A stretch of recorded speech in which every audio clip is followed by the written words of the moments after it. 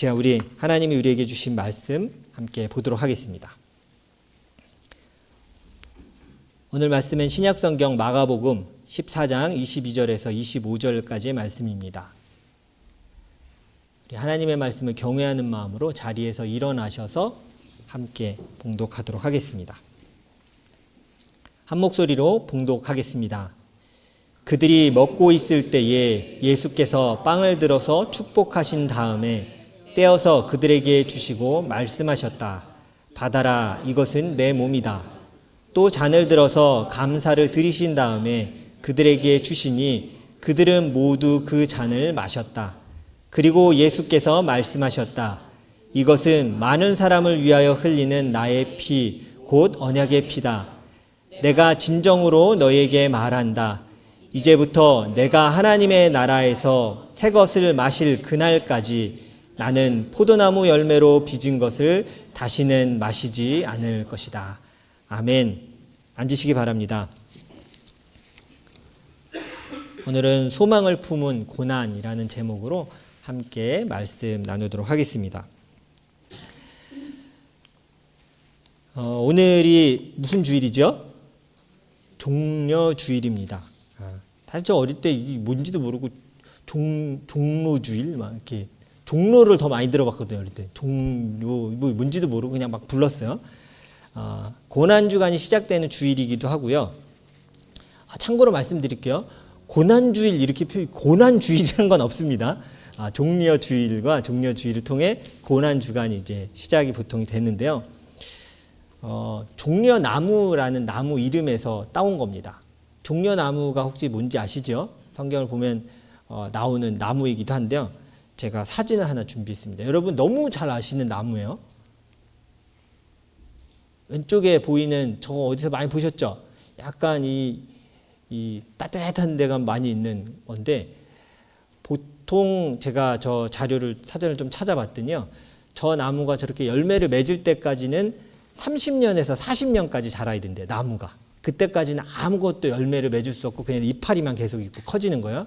근데 3, 40년이 지나서 열매를 맺기 시작하면 와 깜짝 놀랐어요. 100년에서 150년 동안 계속 열매를 맺는데요. 그러니까 이 중동지방에 여러분 저거 코스트코에서 많이 보셨죠? 대추야자. 저게 저기서 나는 거야. 오늘 종려나무에서 나는. 그래서 우리 여러분이 익히 잘 알고 있는 그리고 즐겨 드시던 그 대추야자가 오늘 우리가 읽은 종려나무에서 나온 단어이기도 합니다. 같은 단어입니다. 대추야자, 데이트라고 그러죠. 데이트라고 말하는 열매를 맺는 나무죠. 예루살렘에 예수님이 들어가실 때에 사람들은 이렇게 생각했어요. 예수님이 이제 우리의 왕이 되실 거구나. 로마의 식민지에서 우리를 구원하시고 왕으로 오셨구나. 야, 이제 우리 독립 만세다. 그래서 사람들이 환호했어요. 그래서 저 나무잎이 뭐 떨어진 것도 있을 거고 뭐 꺾은 것도 있겠죠. 저게 큰 것도 있지만 키가 작은 거는 뭐 한 2m 정도 되니까요. 끊었겠죠. 막 송 들어가시는 그 길에 깔았어요. 그래서 저걸 또 흔들면서 외쳤습니다. 요한복음을 한번 보면 이렇게 외쳤습니다. 같이 읽겠습니다. 시작. 종려 가지를 꺾어들고 그분을 맞으러 나가서 호산나 주님의 이름으로 복이 있기를 이스라엘의 왕에게 복이 있기를. 예수님을 지금 뭐로 여기고 있어요? 왕으로 여기면서 호산나 주의 이름으로 오시는 이에게 복이 있기를. 그래서 왕을 맞이하는 느낌으로 레드 카펫 깔듯이 깐 거예요. 오십시오. 그래서 종려 주의를 깔면서 예수님을 맞이했다라는 것을 기념하기 위해서 우리가 종려 주의를 지킵니다. 예수님이 뭘 타고 들어가셨는지 혹시 기억하세요? 나귀를 타고 예루살렘 성으로 들어가십니다. 뭐 백마 멋진 말이 아니라 되게 보잘것없는 작은 나귀를 타고 들어가십니다. 근데 왜 그냥 있어서 탔나라고 생각하실 수도 있겠지만 구약에 예언한 대로 예수님께서 예루살렘 성으로 들어가시는 겁니다. 말씀 하나를 볼게요. 구약 성경입니다. 오늘 죄송하지만 영어 성경이 없습니다. 제가 쓰던 프로그램이 어제부터 계속 오류가 나서 자칫하면 아예 PPT를 못 만들 것 같아서 그냥 한글로만 갖고 왔습니다. 그래서 의도한 건 아니지만 잘 복구되기를 바랍니다. 아직도 복구를 못해서 그냥 집에 놨어요. 그래서 그냥 일단 패드만 갖고 왔습니다. 자, 한 목소리로 한번 읽어보도록 하겠습니다. 시작. 도성 시온아 크게 기뻐하여라. 도성 예루살렘아 환호성을 울려라. 내 왕이 내게로 오신다.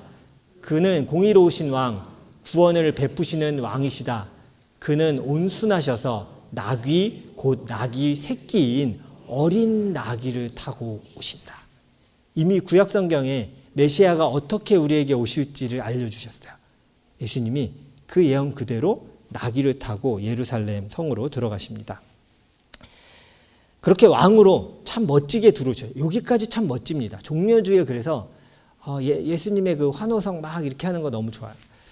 예전에 제가 미국의 어느 교회를 방문해서 이 딱 종려주일에 갔어요. 제가 감사하게 그때 청년 때 제가 LA에서 훈련했던 얘기 드렸었잖아요. 매주 LA 부근에 유명하던 교회를 한 20몇 주, 한 30주 동안 30교회를 다녀본 거야.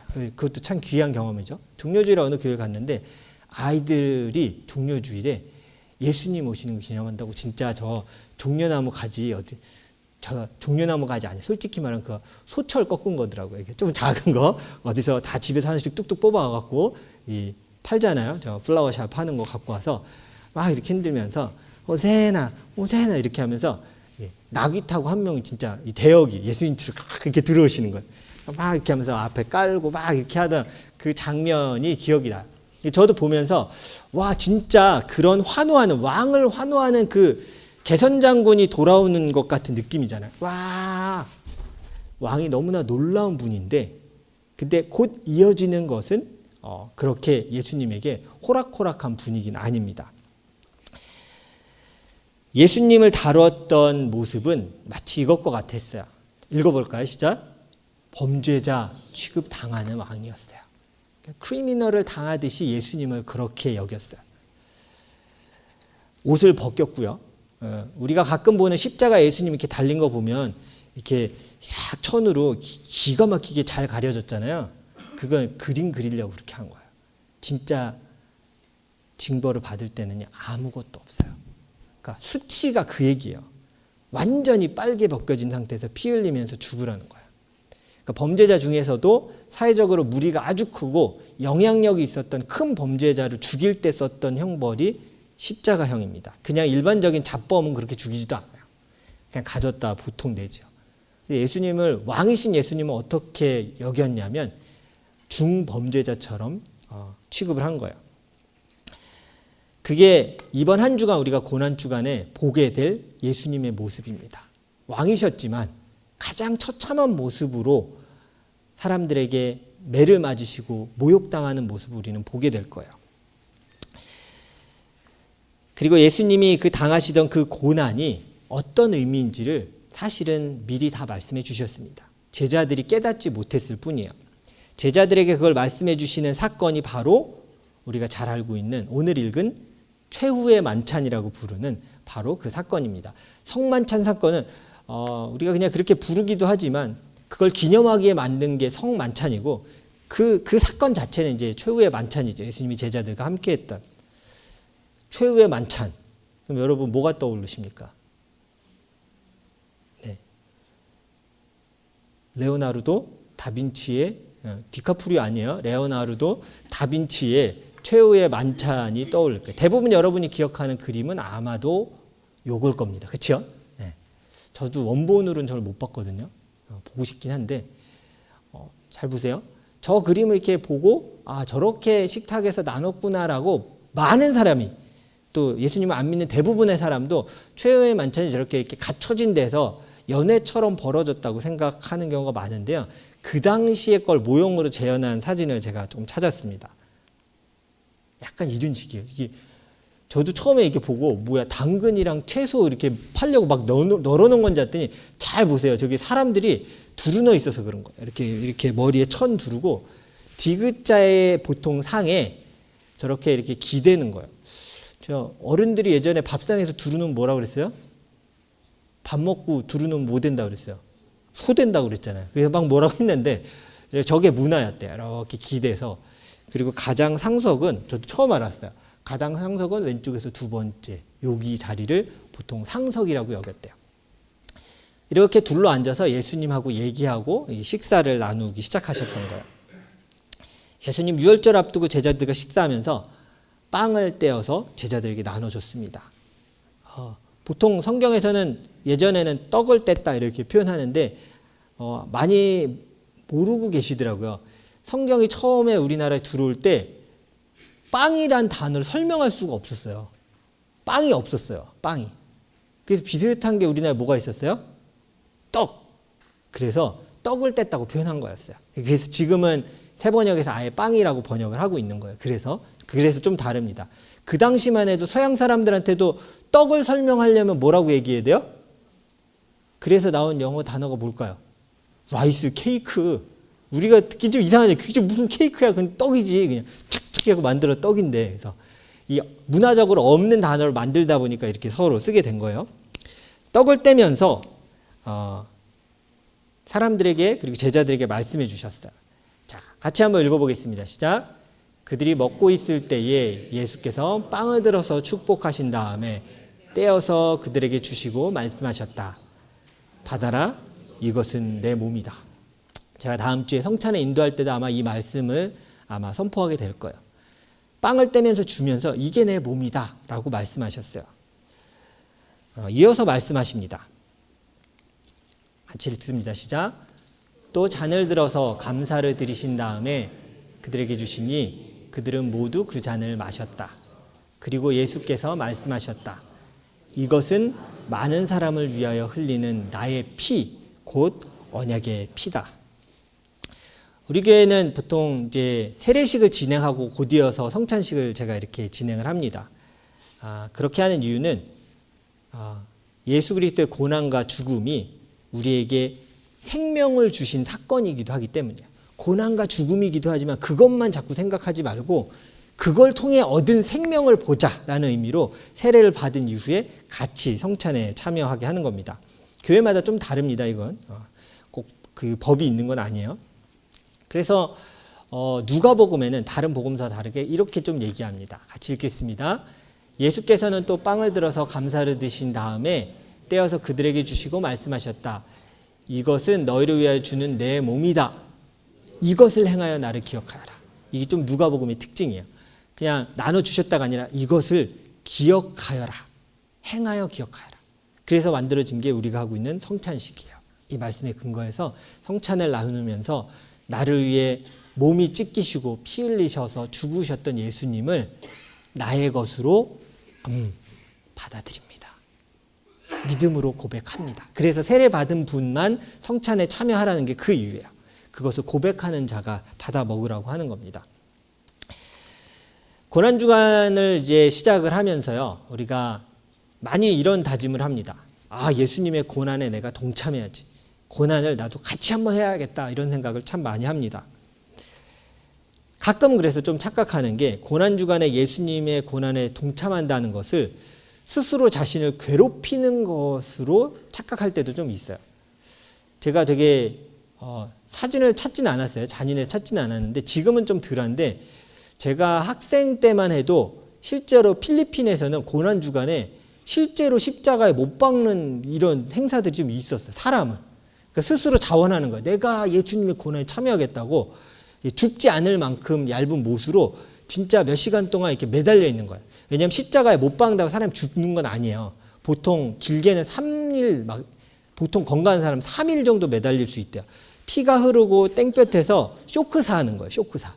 피가 점점 흐르면서 죽는 거예요. 그러니까 몇 시간 하고 내려오는 걸 저는 여러분 그런 게 고난의 동참이 아닙니다. 그런 거 하지 마세요. 어디서 하자 그러고 너가 육신을 가지고 그리스도를 위해 막 헌신하지 못하냐고 여러분 협박하면 가스라이팅이에요. 그거 가지시면 안 돼요. 그거에 그렇게 참여하지 마시고요. 다른 고난으로 수없이 많이 참여할 수 있습니다. 그동안 내 생각, 내 즐거움 위주로 살았던 것을 잠시 내려놓고요. 오직 나를 살리기 위해 죽으신 예수님께만 포커스 두는 것이 고난주간에 해야 될 일이에요. 그래서 그냥 나를 절제하고 막 이러려고 하는 게 아니라 고난에 집중하려면 시선을 두려면 뭔가 내려놔야 될 거 아니에요. 그래서 우리의 즐거움을 내려놓고 주님께 집중하자라고 얘기하는 거예요. 우리가 죄 때문에 죽게 된 것은 어쩌면 가장 큰 문제입니다. 여러분, 내가 만약 내일 당장 죽게 생겼어요. 나 내일 죽는구나. 그럼 여러분 입에서 심심해 이런 말 나올까요? 지금 내일밖에 시간이 없고 내가 죽게 생겼으면 심심한 건 없어요. 무엇을 해야 할까를 생각할 거야. 뭘 하며 살아야 할까? 사실 이 십자가의 죽음은 우리의 죽음입니다. 고난주간에 우리가 집중해야 될 건 그거야. 그 죽음이 내 것이어야만 합니다. 주님, 그게 내 자리인데 내가 잊었습니다라고 고백하는 거예요. 아까 우리가 찬양 때도 그 고백을 했잖아요. 죄 없는 예수님이 죽으셔서 우리를 위해 죽으셨는데요. 우리가 해결할 수 없기 때문이에요. 우리의 죄 문제를 우리는 스스로 해결할 수 없어요. 그래서 도움을 얻어야 돼요. 누구? 죄가 없으신 육체를 가지신 한 사람, 예수 그리스도가 우리를 위해 대신 죽으셔야 돼요. 그러니까 어린 양 되신다는 의미가 그거예요. 우리를 대신해서 죄를 지고 죽으신 겁니다. 그 고난은 예수를 위한 것입니까? 나를 위한 것입니까? 나를 위한 거예요. 우리 그것을 기억하는 게 고난주간입니다. 제가 예화를 뭘 들까 고민을 하다가 문득 제가 아이들을 혼냈던 사건이 하나가 떠올랐어요. 가끔 여러분 키울 때 이런 일이 자주 있을 거야. 아이들이 뭐가 안 되면 그럴 때가 있습니다. 제일 먼저 그냥 일단 불러요. 해결책을 찾지 않고 아빠! 그러고 와요. 이게 안 돼요. 엄청 바빠요. 막 어떨 때는 설교 준비해서 막 극도로 막 신경이 여기 곤두서는데 아빠 나 이거 다운로드 받았어. 그러면 이제 화가 시기 나요. 근데 어떨 때는 뭐가 있냐면 아빠 이거 안 돼요. 도와주세요. 근데 제가 되게 바빴어요. 근데 이거 얘가 급하다고 하니까 도와주기 시작했어요. 뭐 고쳐줬어요. 고치고 있는데 고개를 들어 옆을 보니 아무도 없어요. 그리고 애들이 자기 할 거 하고 놀고 있는 거야. 지금 누구 문제예요? 이 문제는. 내 문제예요? 걔 문제예요? 걔 문제잖아요. 화가 확 올라왔어요. 일로 와. 너 이거 나 시켜놓고 노는 거야? 이 얘기를 했어요. 근데 제가 이 설교 준비하면서 묵상하는데 제일 먼저 떠올랐던 장면이 그거였어요. 너를 위해 내가 아들을 줘서 죽게 하는데 넌 놀아? 널 위한 사건인데 넌 어딨냐? 너가 도와달라며. 너의 죄의 문제를 해결해 달라며. 사망 앞에서 두려워 떨고 있었잖아. 넌 지금 어디에 있냐? 제가 그 말씀 앞에서 좀 부끄러웠어요. 한번 상상을 해보세요. 어떤 사람이 도로 위에서 이렇게 운전을 여러분이 하고 있는 거예요. 운전하고 이 추운 이 사스카추안 도로를 막 눈발이 날리는데 운전하고 가고 있는데 어떤 사람이 막 비상등을 켜놓더니 막 세워달라고 이렇게 해요. 그래서 또 밤인데 세웠죠. 세워서 보니까 플랫 타이어가 나온 거예요. 그래서 못 가는 거예요. 도와주세요.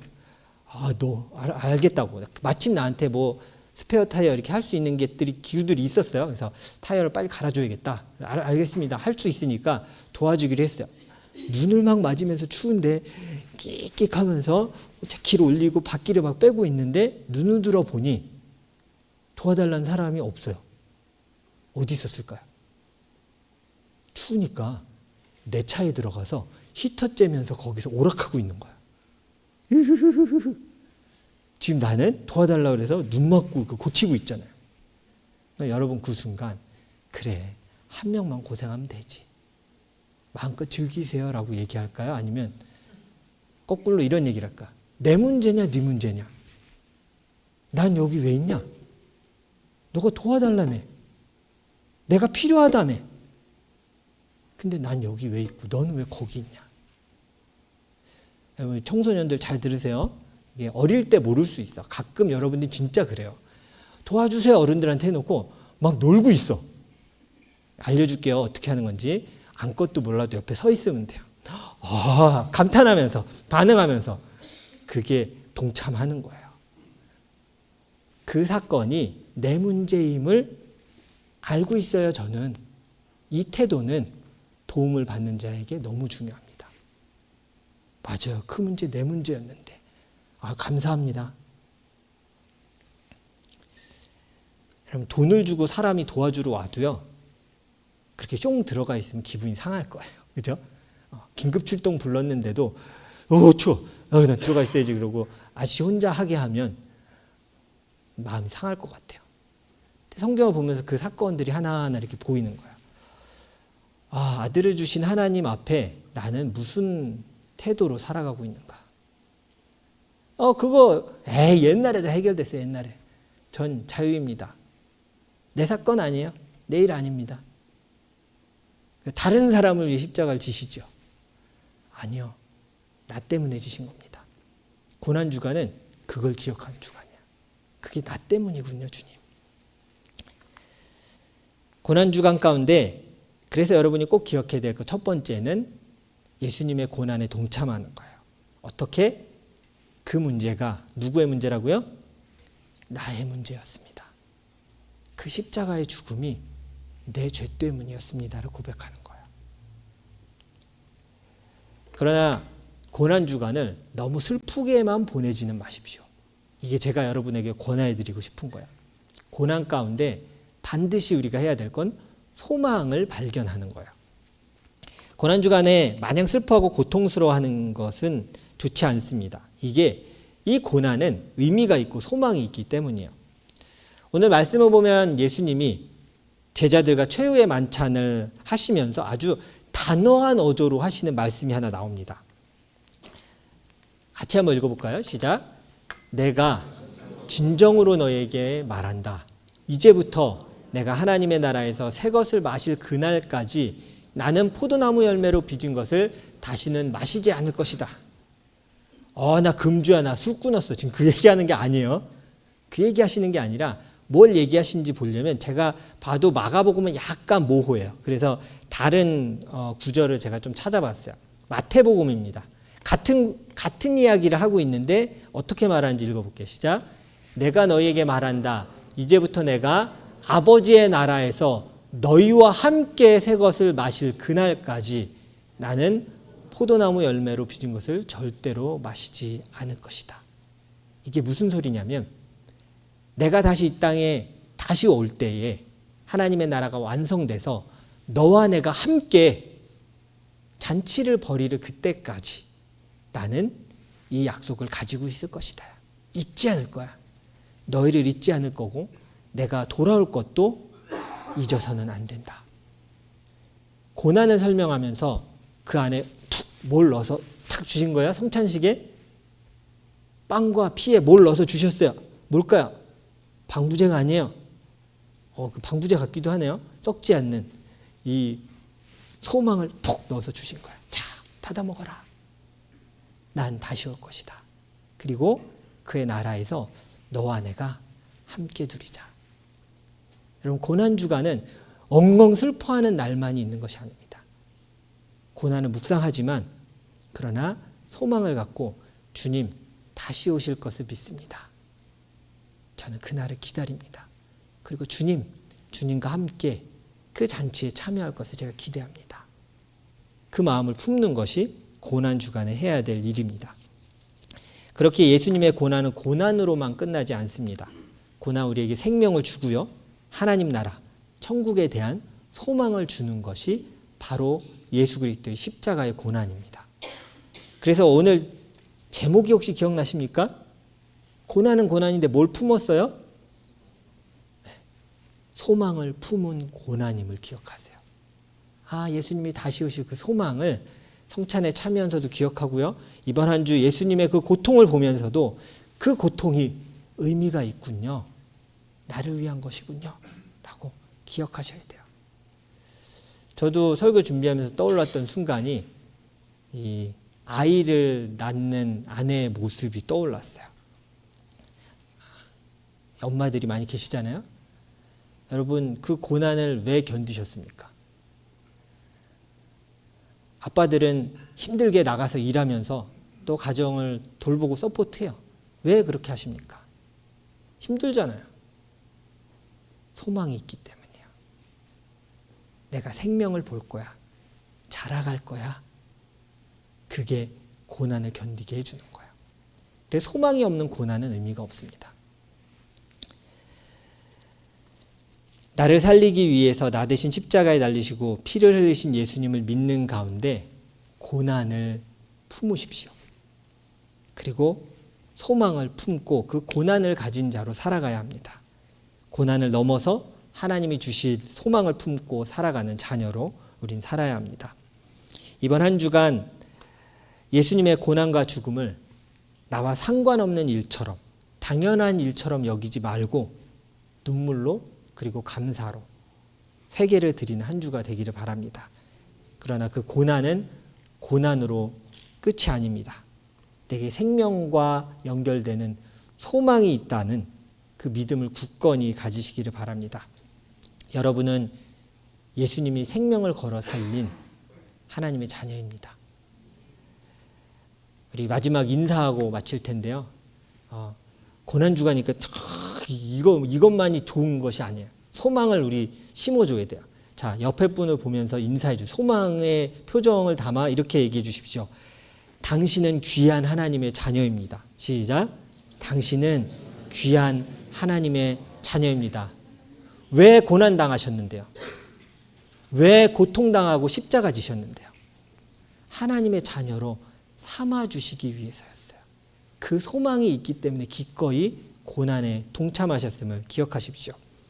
이번 한 주간 제가 도전합니다. 영적으로 가장 바쁜 한 주를 사십시오. 심심하단 말이 나오지도 않을 만큼 와 너무 힘들다. 생명이 걸린 문제잖아요. 내 문제잖아요. 그럼 한가할 수 없잖아요. 영적으로 어느 때보다도 바쁘고 치열하게 사십시오. 그리고 그 고난의 자리에 함께 서 있으며 감사와 찬양을 드리고 또한 주님이 우리에게 주시는 생명의 소망까지 찾아갈 수 있는 귀한 한 주 되시기를 주님의 이름으로 축원합니다. 함께 기도하겠습니다.